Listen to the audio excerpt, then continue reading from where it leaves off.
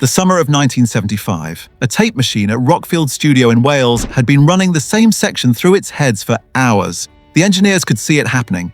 The tape was becoming transparent, not as a metaphor. The iron oxide coating, the material that actually holds the magnetic signal that actually is the recording, was being abraded off the surface by the recording heads. Where there had been a brown reel of tape, there were now sections you could hold up to the light and see through. The music had physically left the tape. What Queen released in October 1975 was made from what survived that process.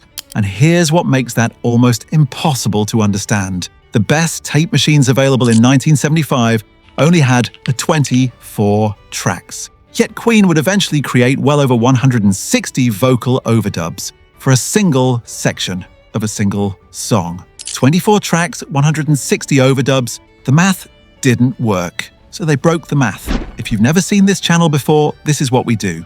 We take the things about rock that everyone thinks they understand, and we show you how they actually worked. Subscribe if that's what you're here for. The received version of Bohemian Rhapsody is a story about artistic genius, about Freddie Mercury sitting at a piano and hearing something no one had heard before, about a band that refused to be contained by the conventions of the form.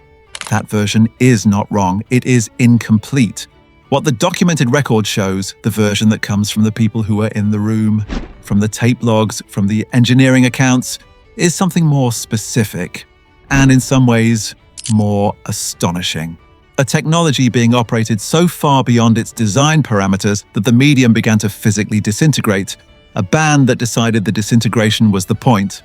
This is the second story. To understand what happened at Rockfield in the summer of 1975, you need to understand what a multi-track tape machine was designed to do, and what it was never designed to survive. In the early 1970s, the industry standard for professional recording was 16 tracks. By the mid-decade, 24-track had become more accessible to major studios. Physical lanes of magnetic oxide on a 2-inch reel, running at 15 or 30 inches per second, past a set of recording heads. Each track was a channel. Drums might consume 6, bass 1 or 2, guitars another few. The ceiling was real and it was hard. That ceiling was the first constraint. The fundamental problem was not how many tracks you had. It was what happened when you ran out of them. The workaround was called bouncing. Imagine photocopying a document, then photocopying that copy, then photocopying the copy of the copy. Every generation loses a little detail, a little sharpness, a little clarity. Tape bouncing worked exactly the same way. Several tracks recorded simultaneously onto a single empty track. The originals wiped, the process continuing. The cost was generational loss. High frequencies dropped. The noise floor rose. By the third or fourth generation, a trained engineer could hear the difference. By the sixth or eighth, anyone paying attention could. Every engineer in the industry knew the arithmetic. Bounce, lose quality, do it enough time, and the recording dies. That was the physical constraint. Every workaround bought them a little more time. None removed the cost. Queen kept going anyway. That approach hadn't come from nowhere. As far back as 1973, on tracks like My Fairy King and The March of the Black Queen, Queen had been developing a layering methodology beyond anything their contemporaries were attempting. By the time they arrived at Bohemian Rhapsody, 2 years of refinement sat behind them. What happened at Rockfield in 1975 was not an experiment. It was an escalation. Sessions ran 10 to 12 hours a day for 3 weeks, spread across 5 studios: Rockfield, Roundhouse, Psalm, Scorpio, and Wessex. Producer Roy Thomas Baker and engineer Mike Stone had to keep the project moving between machines that weren't always fully compatible, and each new room introduced its own engineering constraints. Even the infrastructure pushed back. Phil Spector built his wall of sound with orchestras and echo chambers. Queen built theirs with 3 voices and a machine they were running into the ground. Baker has described what those sessions involved in terms specific enough that the mechanics are not in dispute. All 3 voices, Mercury, May, and Roger Taylor, were recorded many times over, each pass laid onto the same track, bounced, then layered again. Signals were also being pushed hot, recorded at levels that drove the tape towards saturation, coloring the signal as it deteriorated. Generational loss from the bouncing, saturation from the levels, two forms of stress on the same tape running simultaneously for weeks. By the time they finished, the song had accumulated somewhere between 180 and 200 vocal overdubs.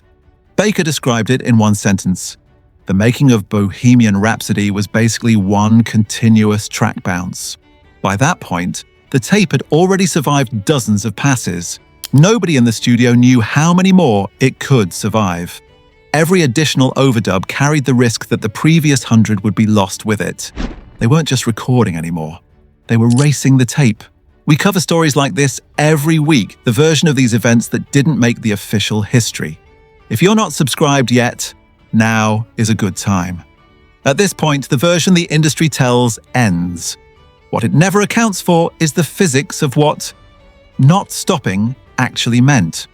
They weren't ignoring the arithmetic.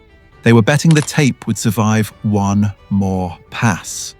Then one more after that. May has described what that eventually looked like.